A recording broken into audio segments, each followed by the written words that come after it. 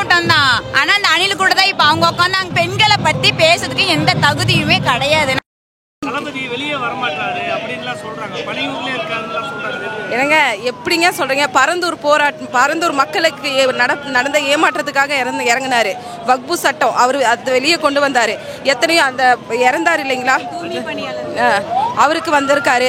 சமீபமாக காவல்துறையினால அடிபட்டு இறந்தார் இல்லைங்களா அஜித்குமார், அவருக்காக அவர் வந்திருக்காரு. என்னங்க சொல்றீங்க நீங்க? அவர் வந்தாலே கூட்டத்தை உங்களால மேனேஜ் பண்ண முடியுமா? எங்க தளபதி இப்போ இந்த இடத்துக்கு வந்தாருன்னா அவரால் ஆகிற கூட்டத்தை மேனேஜ் பண்ண சொல்லுங்க. எங்க தளபதி களத்தில் இறங்குவார். இறங்கிட்டாருங்க ஏற்கனவே. அவரை எங்களுக்கு பத்திரமா கூட்டிட்டு போய் புசியானதையா சொல்லிட்டு வர மாதிரி அவரை இட்டாண்டு கூட்டிட்டு போறதுல தான் அவருக்கு பெரிய ஒரு இதாகவே இருக்கு. அவர் மக்களுடைய பாதுகாப்புக்காக மட்டும்தான் அடிக்கடி அவர் இறங்குறதுலையே தவிர அவருக்காக ஒன்றும் அவர் உள்ளங்க. ஏங்க என் தளபதி வருஷத்துக்கு கோடிக்கணக்கில் சம்பாதிக்கிறாங்க. அவர் நினச்சிருந்தாருனாக்கா அவரோட வயசுக்கும் இனியும் அவர் ஒன்றுன்னு அவசியமே இல்லை. ஏசி ரூமில் உட்காந்துட்டு அவர் பாட்டுக்கு போயிடலாம். அவர் வந்திருக்கிறது என்னை வளர்த்தி விட்ட மக்களுக்காக. என்னை வளர்த்தி விட்ட மக்களுக்கு நான் ஏதாவது ஒன்று நான் செஞ்சே தீருவேன்னு எங்களை நம்பி இறங்குறாரு. அவரை நாங்கள் ஜெயிக்க வைப்போம். அப்புறம் சீமான் அவரை பத்தி நாங்க விமர்சனம் பண்ண விரும்பல. அவரோட பேச்சை நாங்க பொருட்டாவே எடுத்துக்கலங்க. அவர் பேச பேச பேச பேச நாங்க வளர்ந்துகிட்டே தான் போறோமே தவிர அவரை கொஞ்சம் நீங்க டிவில கண்டிப்பா அவர் உட்காந்து பாப்பாரு. பார்த்து அவரே தன்னைத்தானே வருத்திப்பாரு நான் நினைக்கிறேன். ஏன்னா இவரை பத்தி போய் தப்பா பேசிட்டோமே அவர் கண்டிப்பா வருத்தப்படுவாருங்க. அவரை பத்தி விமர்சனிக்க எங்க தலைவர் எங்களுக்கு சொல்லிக் கொடுக்கல, அது அவரு பார்த்துப்பாரு.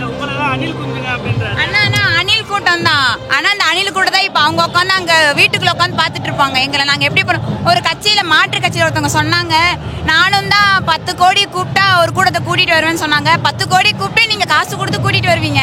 இப்ப இங்க வந்திருக்க கூட்டம் அவருக்கு வந்த கூட்டம் இல்ல, நம்ம தளபதி அண்ணாக்கு வந்த கூட்டம்.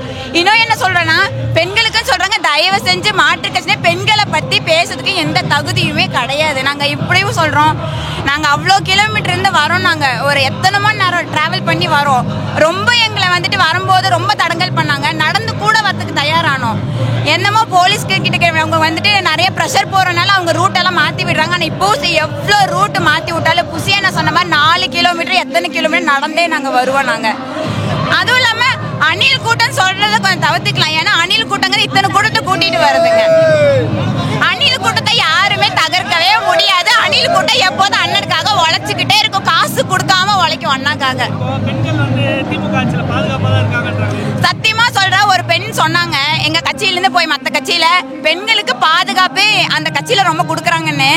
விதவை கூட்டம் அப்படி இப்படின்னு சொல்லி ரொம்ப அசிங்கப்படுத்தினாங்க. எந்த கட்சியில நான் சொடகு போட்டு சொல்றேன், இத்தனை பெண்களை கூட்ட முடியுமா? காசு கொடுப்பாங்க, வருவாங்க, வந்துட்டு அந்த கூட்டம் கலைஞ்சதுக்கு அப்புறம் போயிட்டே இருப்பாங்க. அண்ணன் என்ன சொல்லாரு, பணத்தை கொண்டு வந்து கொட்டுவாங்க. அடுத்த வருஷம் என்ன பண்ணணும்னு தெரியும். இந்த ஒரு வரல்ல இருக்கு, நாங்க என்ன நிரூபிப்போம்னு. அணில் பத்தி ஒரு கதை தெரியுமான்னு தெரியாது. தளபதி சொல்லும் போது குட்டி கதை சொல்றேன்.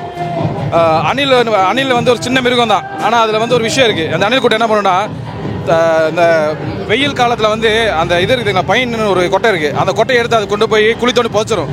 போஸ்ட் என்ன பண்ணா, எங்க போஸ்ட்னு மறந்து விட்டுரும்.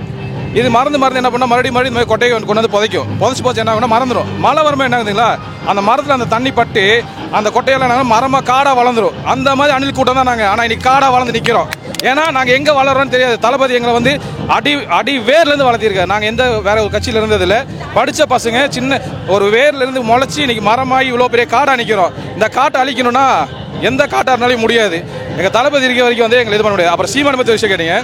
சீமான் எப்படின்னா, தளபதி ஒரு இதில் சொல்லியிருப்பாரு, நம்ம ஒரு நதி மாதிரி ஓடிக்கிட்டே இருக்கணும். பல பேர் கல்ல வீச தான் செய்வான், வீசினாலும் பரவாயில்லன்னு சொல்லிட்டு நம்ம சிரிச்சுட்டு நதி மாதிரி ஓடிட்டே இருந்தோம்னா நம்ம இலக்கை அடைஞ்சிருவோம்.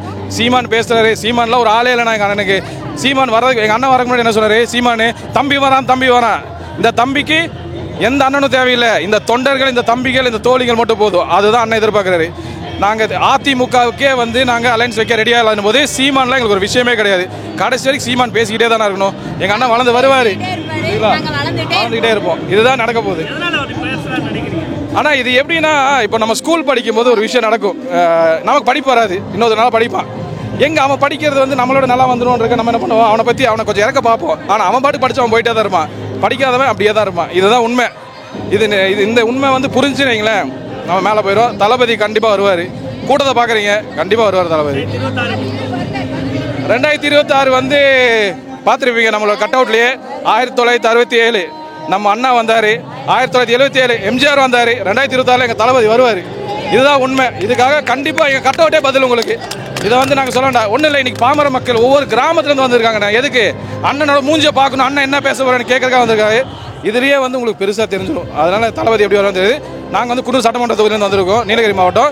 எங்கள் அண்ணன் சபரி சந்திரன் இவர் எங்கள் ஊரில் கண்டிப்பாக எம்எல்ஏக்கு ஜெயிப்பார். இது உறுதியாக நடக்கும். நாங்கள் அந்தளவுக்கு வேலை செய்கிறோம். அதே மாதிரி ஒவ்வொரு ஊர்லேயும் நடக்கும்.